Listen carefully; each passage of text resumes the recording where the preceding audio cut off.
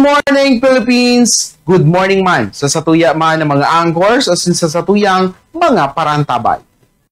Ako si Bombo Eman Bombase, ang mga kaibahan nindo sa segment na Negosyo at Empleyo.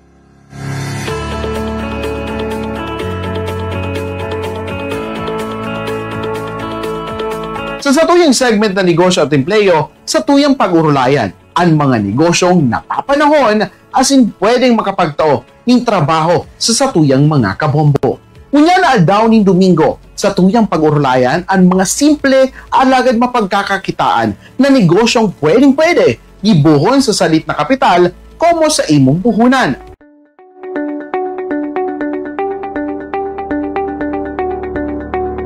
Satuyang aramon ang Pansit Bato Express Business.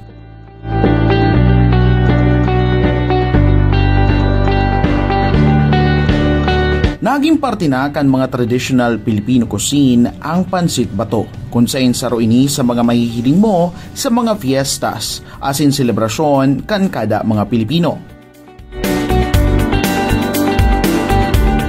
Kadalasan man, ining pinagluluto para sa pamahawan as in merindalan kan mga Pilipino, partikularmente na ang mga Bicolano.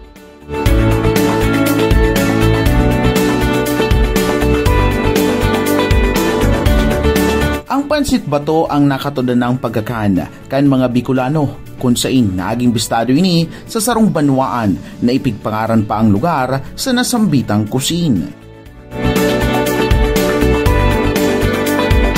Kapareho man ini kan manlain-lain na klase nin pansit o pasta, araw kang pansit bihon, pansit canton, as in iba pa na man-made noodles.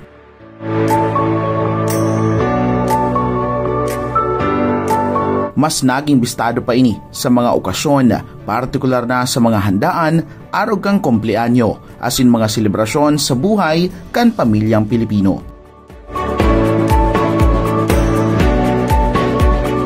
Kadalasan man ining pinagluluto kan mga mag-aramigo as in mag-aramiga, huli naman sa madali lutuon para sa grupo.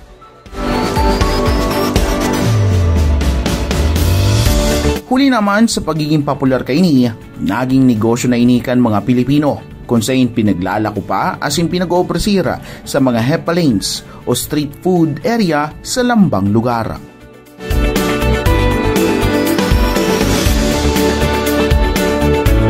Nabistado naman ini sa Metro Manila, rason para hanap-hanapon kan mga obrero as in mga residente sa lugar. Naging paborito na ini kan mga Pilipino kung saan naging bistado pa ini sa lado kan mga commuters, mga obrero, as in mga estudyante. Nakatudan man ini na bakalon kan mga pauruli na mga obrero para pasalubong na pagkakan sa kanya-kanyang pamilya.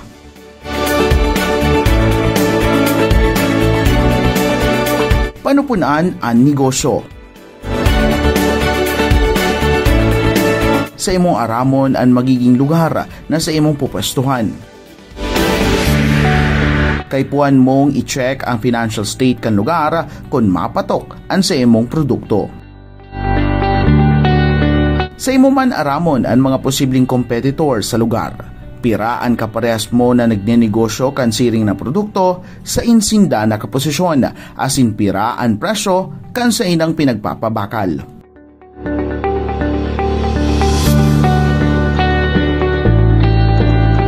Magpili nin lokasyon na tinatawo as in mismong sentro kan komersyo.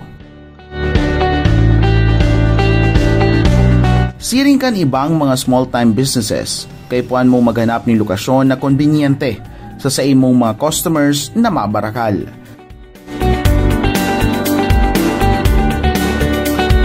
Kadaklan sa mga nagnenegosyo kan siring na produkto ang igwaning rolling store o movable stall para naman sa transport availability kan produkto. Magayon ng mga lokasyon ang sentro o poblasyon, eskwelahan, mga subdivision, as in mga commercial area na matatao.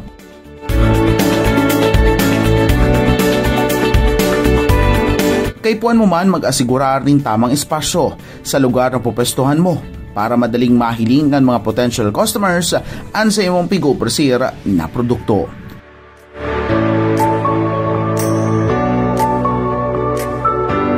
Kay puan mo man ikonsiderar ang safety kan sa mga produkto, lalo na ang pagiging mainit pa kan produkto para sa mga parabakal.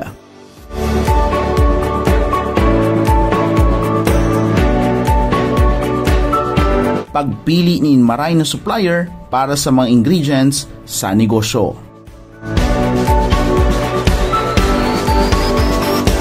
Kay puan mo mag-research nin mga supplier na pasok sa budget mo o si kayang magtaon ng diskwento. Kay puhan na ang mayormenteng ingredients ang dapat fresh as in magayon na klase. Ini ang kadalasan challenging sa mga nagnenegosyo, huli naman sa paghahanap ng tamang supplier na makakataon ng maray na presyo, lalo na ngunya na panahon kung saan padagos ang paglangkaw kan presyo kan mga barakalon.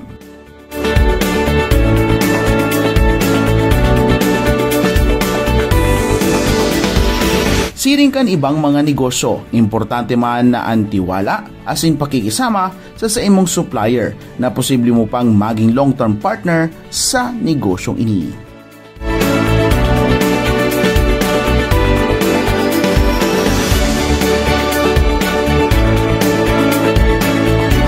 Para sa mga kaipon mong ingredients para sa Pansit Bato Express, uya ang mga minasunod. Pansit Bato, soy sauce, oyster sauce, black pepper, garlic, onion, chicken meat o pork meat, carrots, cabbage, asinman, finger chili.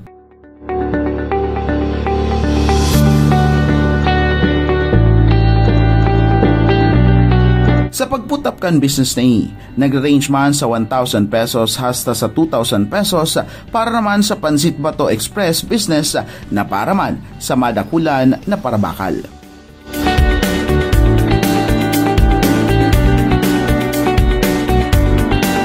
Para sa mas epektibong benta, kay puan man ang transport availability sa negosyo para makapagpwesto ka sa mga magagayon na lugar na lokasyon na madali mong mahiling kan sa imong mga potential customers.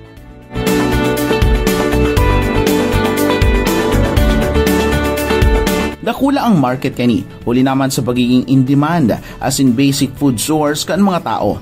Idugang pa ang pagiging bistado kani sa publiko.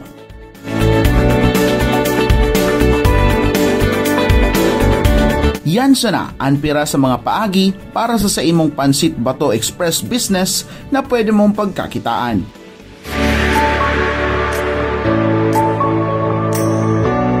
Lugod, makatabang sa satuyang mga kabombo ang satuyang na pagulayang negosyo, ngunya na aldaw ni Domingo.